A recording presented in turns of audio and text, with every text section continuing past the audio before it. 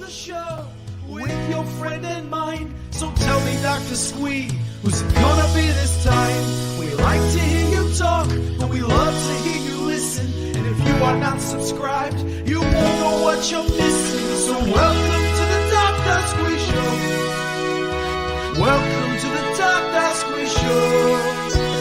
Welcome to the Doctor Squee Show. Headphones up. Here we go.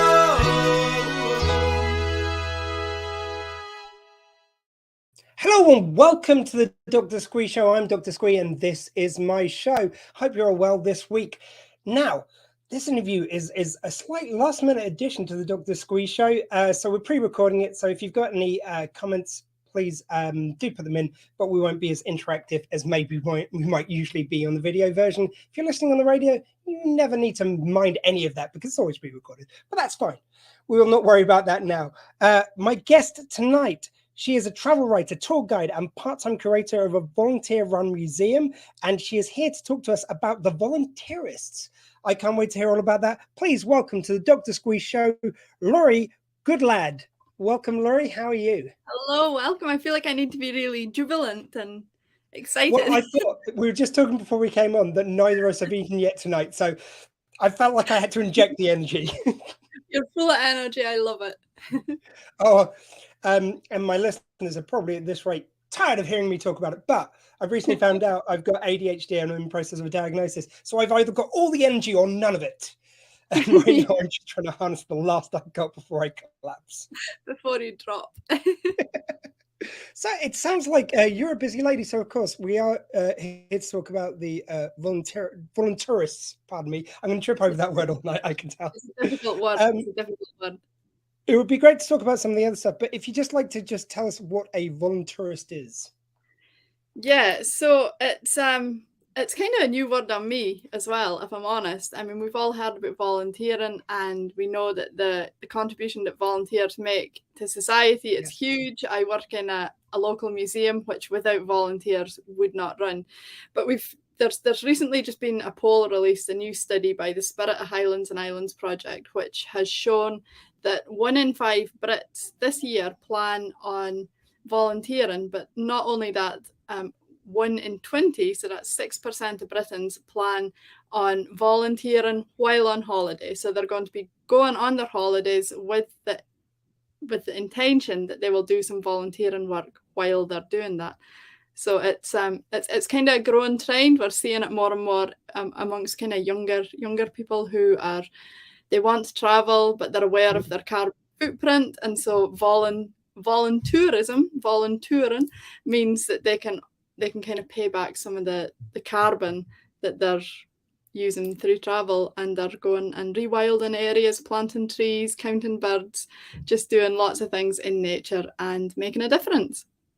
That's fantastic. And just that made me think, where everyone's hit with hard times at the moment, has that hit that brand new thriving industry that you're talking about of people deciding to voluntourist around the place? Has that affected it at all, or are people really kind of like? It sounds like there's a lot of passion around this. Certainly, there is, and I think that given the kind of climate that we've been living in the past few years, we all are thinking more about how we travel. We're thinking more about responsible travel, and more people are actually choosing to travel within the UK.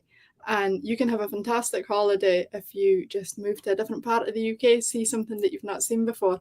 And so I think that voluntourism really kind of brings that to life, because not only does it mean that you can see somewhere different, you can enjoy a new landscape, you can enjoy new experiences, but also it's a really nice way of becoming kind of bedded into the local community, meeting local people and just really getting involved. And I think as well, when we're thinking about rural areas, if we think about Skye, for instance, the Isle of Skye, which is very popular, their population's about 12,000, but they get 650,000 tourists, visitors every year.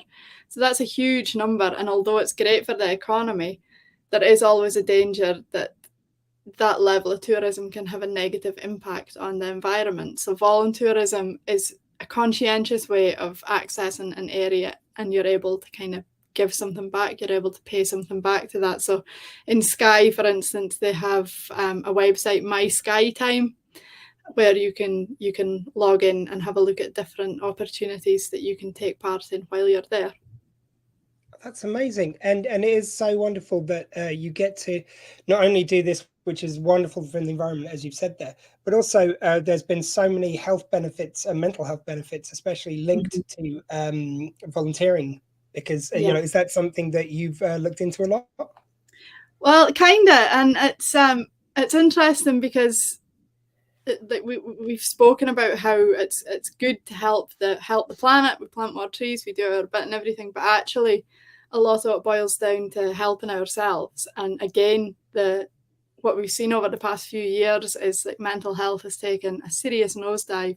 And I think that getting out in nature, making a connection with the natural world, it's proven to have such an impact on how our mental health is. And like, I've got a couple of books on my desk. So like the Outrun, Amy Liptrap, for instance, she writes her memoir, The Outrun. It's incredible. And part of her journey, she's living in London, got a problem with drink, she's an alcoholic, and she goes back to Orkney, to her childhood home, to kind of dry out and kind of find herself again. And part of her journey, she ends up being an RSPB volunteer, and she's tracking the corncrake, which is a bird that's almost absent from the rest of the UK due to kind of farming practices and human impact. But she really kind of rediscovers herself while she's volunteering. And we find that time and time again, and there's so many like memoir style books on the shelves where people they've kind of reached rock bottom, and they've kind of found a way out through nature and through voluntourism. That's another way you can kind of try and help yourself as well as helping the natural world. Yeah, because I think it's so many sort of like hits of mental health help in one package. So you're helping with the environment, which is a kind of like I know that's something which does actually deeply worry people and concern people. Like you know, obviously Greta Thunberg is the biggest example, but I know young people are very passionate and do get very stressed and worried about the future of the planet. Yeah. So you kind of like feel like you're doing part for that. You're out in nature, which is proven to you know, be great for our mental health, and you're helping people, which you know, the amount of there was kind of like this study done on happiness and people who volunteered, and you know, what a kind of boost in happiness they get by putting things forward, which people sometimes think it's the other way around. You need to do something for yourself to feel good, but actually if you give it forward to someone else, that gives you a greater high. Yeah, and I think as well it's that opportunity to meet people. I think that it can be quite difficult to make connections and make real connections with people. In like, we all live such busy lives. Life is flat out, and it's really difficult to find and make strong connections. But if you're thrown together in a group of like-minded people and you're spending the morning planting trees or cleaning a beach, then that's a shared connection that you have, and it's a really nice way to kind of strengthen that bonds of friendship. Yeah, I think totally. And also, I mean, like to use myself as an example, I've been working from home for the last 2 years, and a lot of people have had that experience post-pandemic. You know, those working from home jobs may not be quite as plentiful as they were, but I don't think they're going anywhere because they work for a lot of people's lifestyles. I've got a couple of dogs, so kind of that's sort of good for me to be able to look after them without paying extra. Yeah, people with children and like other sorts of commitments, but also from the perspective of the businesses, they save money by not having buildings and stuff. So I think where we're seeing that drastic, like that's really sped up a move, which we were already seeing over time. I think we're going to have to do other things to get ourselves out, getting ourselves meeting people. And this sounds like just a wonderful way of doing it. Yeah, and I know myself, I work from home. So today, for instance, I haven't left the house other than to walk my children to school and pick them up again. And I know that it's unhealthy, and I know that I need to get outside, whether it's just for a half-hour walk at lunchtime. I need to get outside and get that fresh air and just reconnect. And if I don't do it like I haven't today, then I do feel it. Yeah, you see, at least with the dogs, I've got to walk them for a certain amount, like at least an hour a day. So it just forces me to get out. Because every now and again, it would be very tempting not to. Yeah. But I mean, I think as well, it's not a new concept. It's maybe a new word, voluntourism. It's a word that people aren't familiar with yet. But I think it's not a completely new concept. If you think about, like, I work as a tour guide, so I take visitors around islands and I show them. And one of the things that I always do is when we're on the beach, then I always, if I see, you always find rubbish on the beach that's washed ashore. I always try and pick up five pieces of litter and put it in the bin. And I always encourage people that I have with me to do the same. And one example really sits in my memory. It was a couple that were visiting from America. They lived in a landlocked state. They lived in inner city. So their kind of experience of waste disposal was the garbage truck coming and emptying the bins. And they asked me, I'd been speaking about plastic pollution, and because I live on an island, it's something that I see it day in, day out, and I see what it does. And they said, why are people so obsessed with plastic pollution? Why do people hate plastic so much?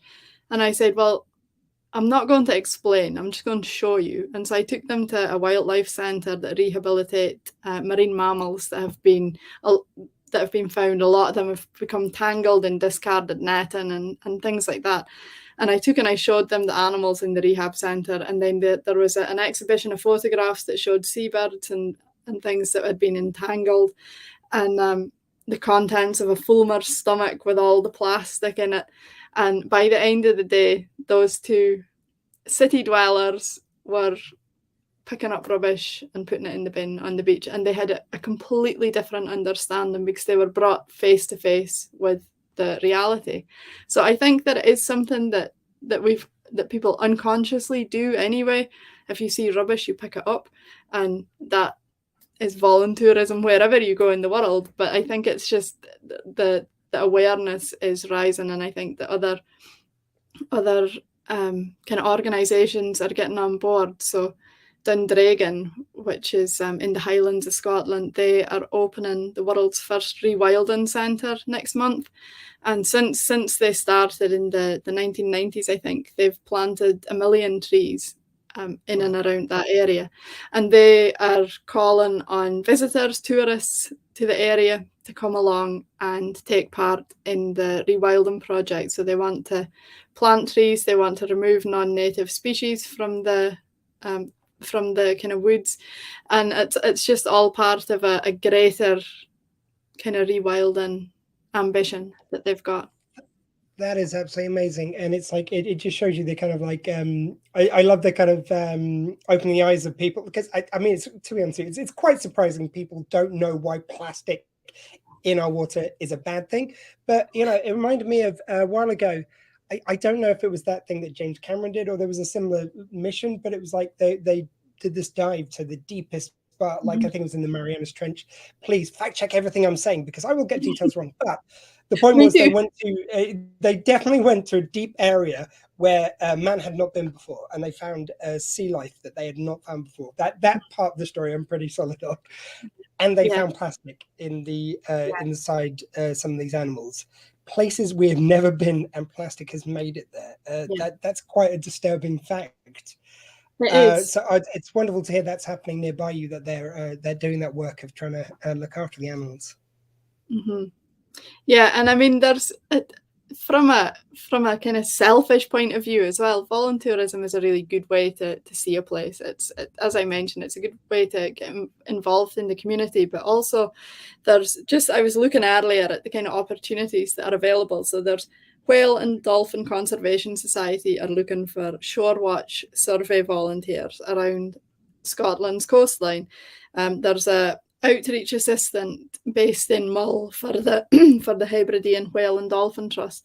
And I mean, visitors that are coming to Scotland, coming to the Highlands and Islands, they'll pay good money to go on a tour boat to see whales and dolphins, and here that they can have an opportunity to volunteer to see them.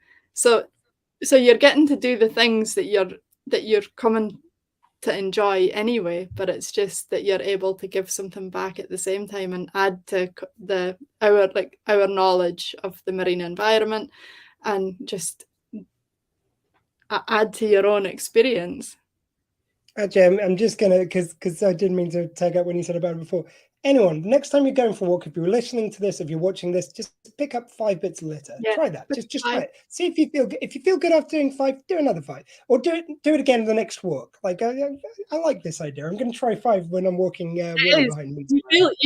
You do get an immense feeling of pride after doing it. You feel like every time I pick up, we always have like these like bits of twine, fishing twine that you always find, and they're the same pieces of twine that you see pictures of like gannets entangled, and every time I pick up a bit I think I've saved a gannet's life, and it's a really powerful feeling.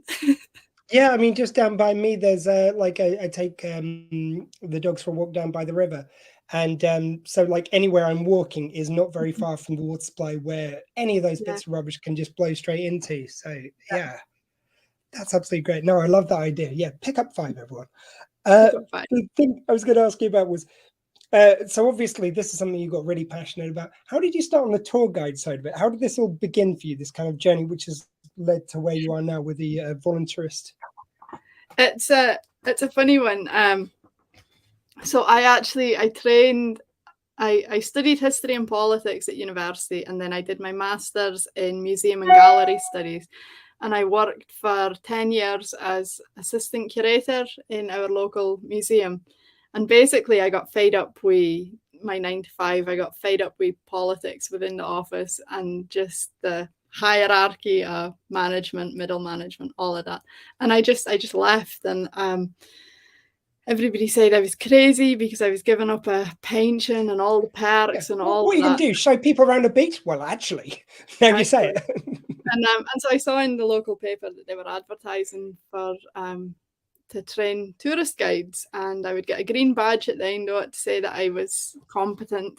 So I did it, and because I had like my basis in history and really passionate about our islands and the history and the culture and the language, so I started doing that. But I've always wanted to write, so writing is what I really love. And so I started a blog at the same time. So I was advertising my tours and using my blog as a way to kind of get traffic to the website, and the blog eventually overtook. And so now I basically write for a living, and I've written for Lonely Planet and all sorts. So it's so that's kind of how I accidentally fell into it and carved out a job which I can never quite describe what it is, but I do stay within the museum world too.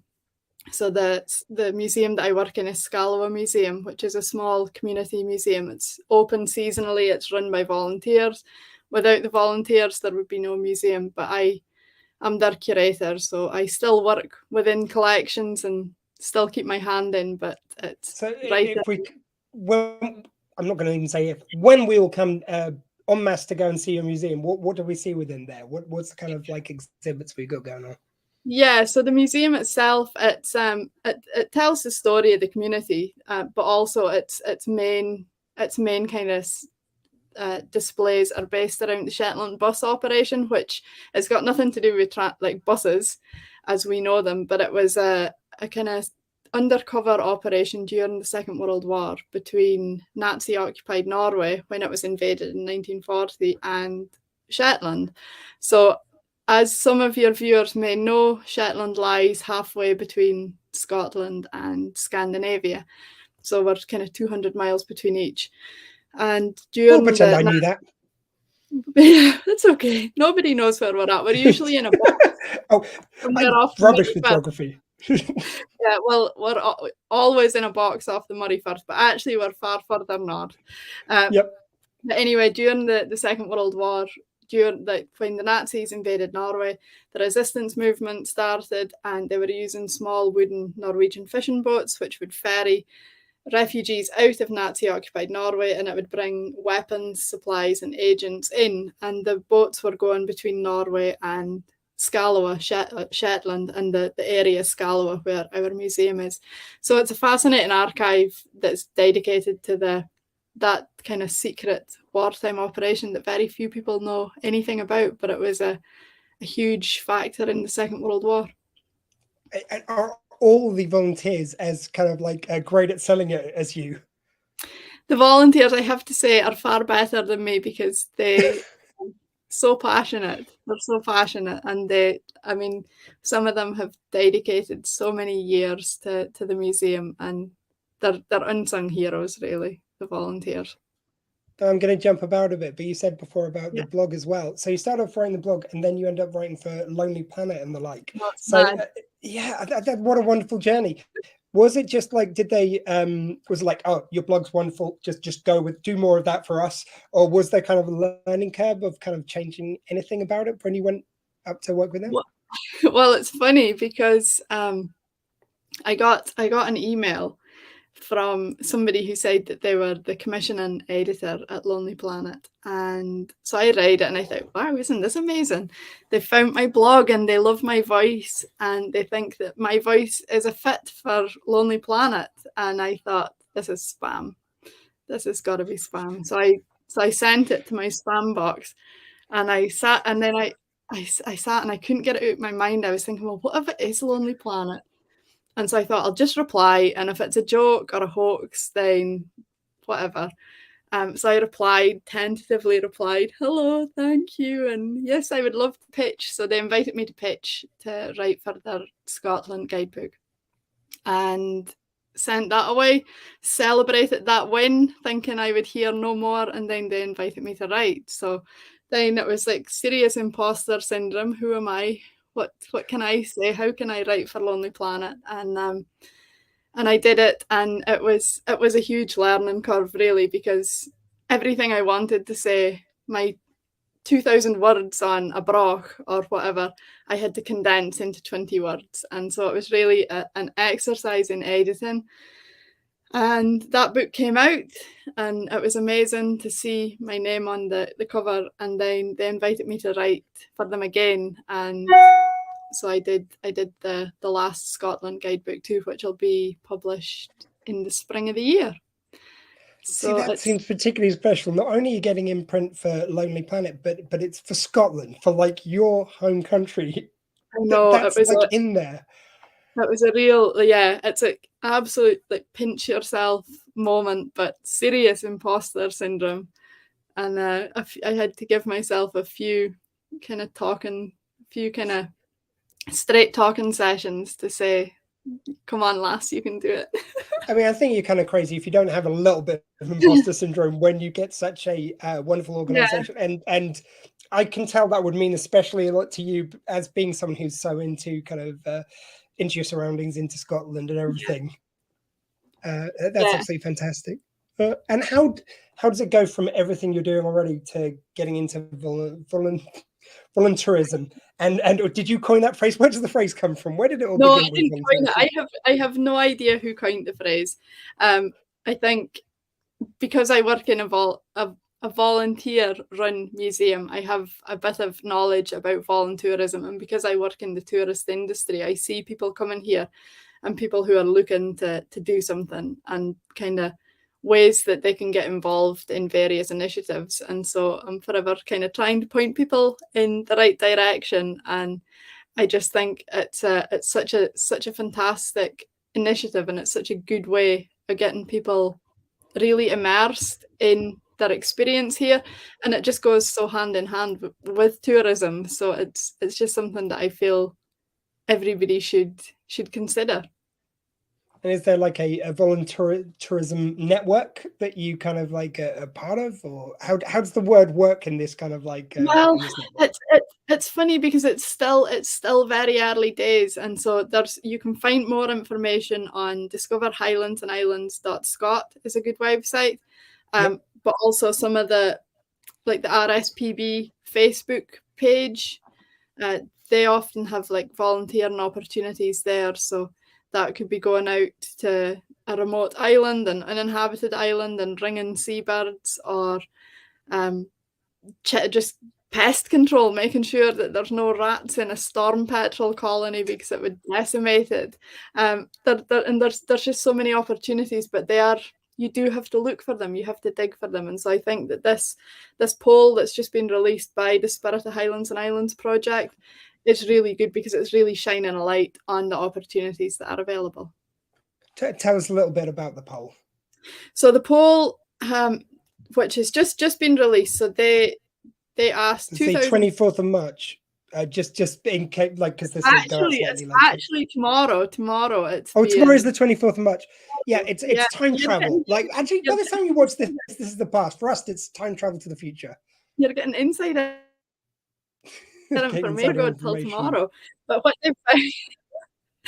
they've found is that 1 in 5. So basically, their findings: 1 in 5 Brits plan to volunteer, give up their own holiday time in 2023. And 1 in 20 of those want to become voluntourists. So they want to leave their home to do it. And the average volunteer will give the equivalent of 4 full work days to various projects during their annual leave.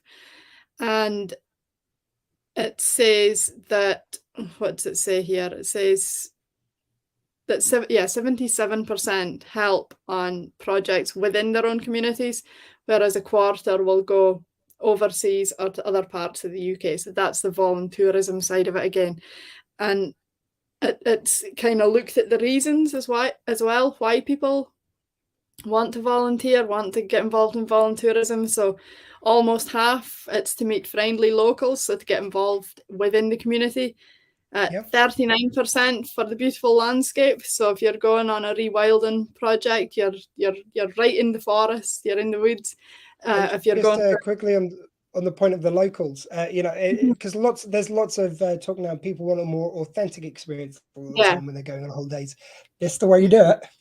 Sorry, I interrupted you there. No, and I mean that's something that I see. That's when people book tours. A lot of the reasons that they're booking tours is actually not because they want somebody to drive them around all day. It's because they want to get to know a local. And when I do a lot of like big coach tours and things, and for like the cruise industry.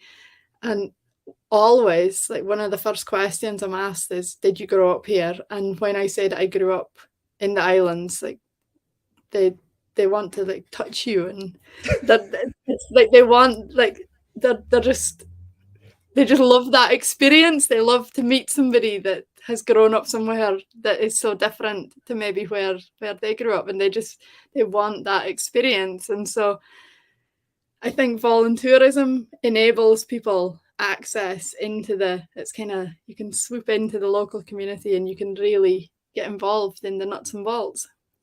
I'm just kind of fascinated. What's the question you get the most from these people, from these tourists, when they find out that you're a local? What's the question?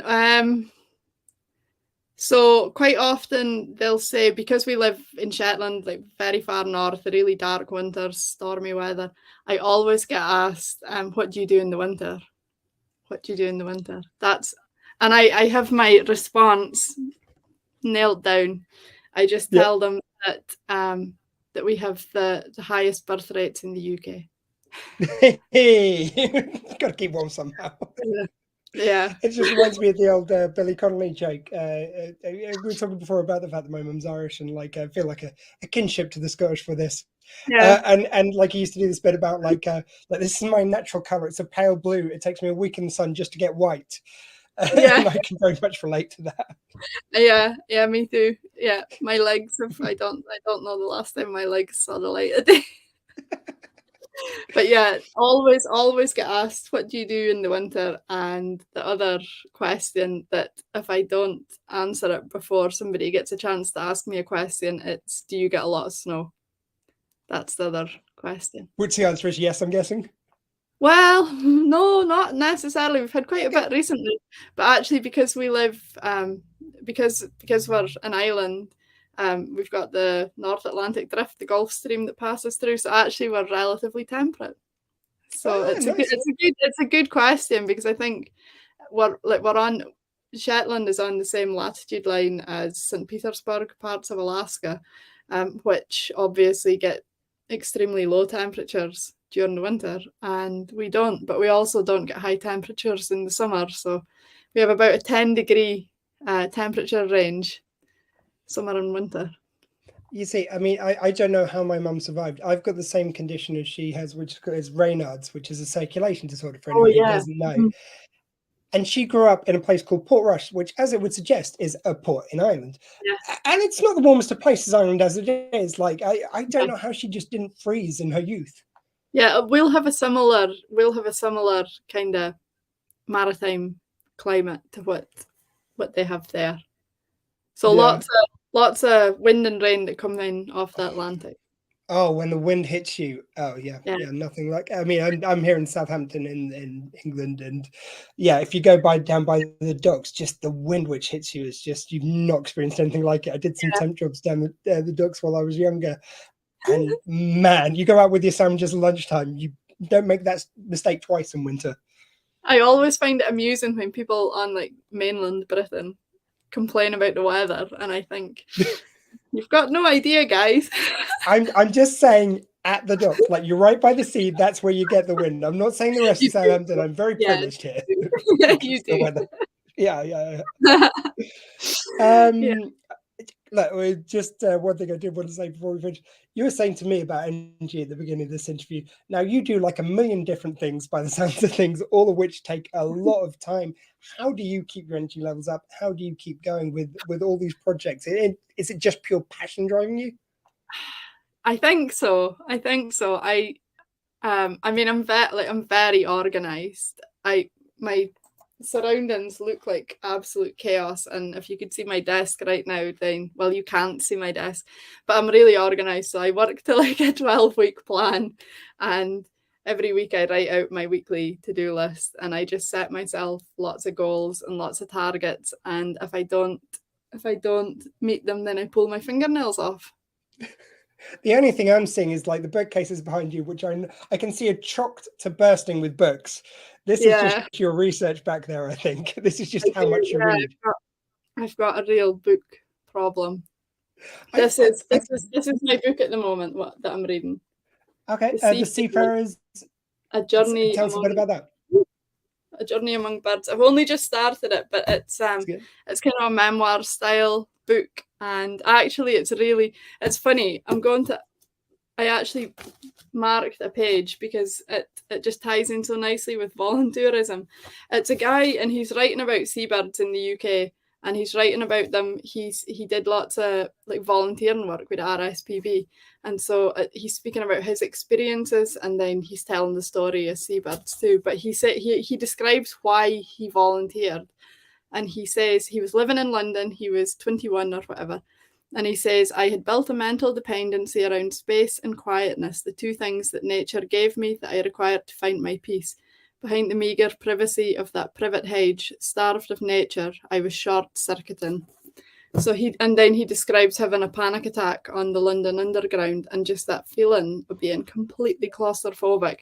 And then he volunteered to work with RSPB, and he discovered himself, and he discovered the seabirds, and he is now winner of the Saltire First Book of the Year. What a beautiful, thank you very much for that reading. That was absolutely beautiful. I love the Scottish accent for reading, and the Scottish or Irish accents. No offense to my Welsh brethren, where this radio show goes out, but Welsh as well. Actually, I'll give you like a nice accent's really good. Like to me, English. I love that. Yeah. I love accents. Yeah. I love language. Language is another one of my passions. I'm very passionate about language. And dialogue. I think it does really show. I think those bookshelves just show your passion for all this. It's like that's just. I think you've got it to kind of commit yourself as much as you have to your local area, to your local museum, to your local wildlife. You can't fake that. You can't do that unless you really are into a subject, I don't think. Oh, thank you. Laurie, this has been an absolutely great chat. Just remind them once more, where can they where's the website to go to? Yes, so if they want more information, then go and have a look at discoverhighlandsandislands.scot. And as I said, the poll that was carried out was done by the Spirit of Highlands and Islands project, so they can look that one up too. Thank you so much, Laurie. We're going to have to keep in touch. I'd love to speak to you again about the environment. Like I do love doing shows about the environment and stuff. I think it's so important to all of us for obvious reasons. Just thank you very much for sparing some time for us tonight. It's been a pleasure. Thank you very much, and I hope you get your tea. And I almost forgot. Just one more thing. Like Columbo, is there a song we can play for you as well? I like to make this offer to my guests for the radio show. A song. Okay, anything by Fleetwood Mac. Dreams. I was going to say, well, I'll play two for you. I'll play Dreams, but also play The Albatross because it's just birds. Oh yes, please. Or The Chain. Any of them. I love Fleetwood Mac. Oh, Chain, great tune.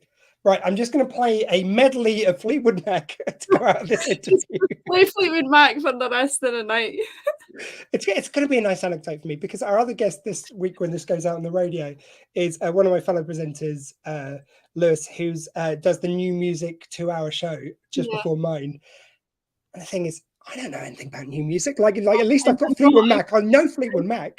I've just given away the fact that I'm like living in a time warp. I should have said something really modern, like, I don't know, is Taylor Swift, is she a thing?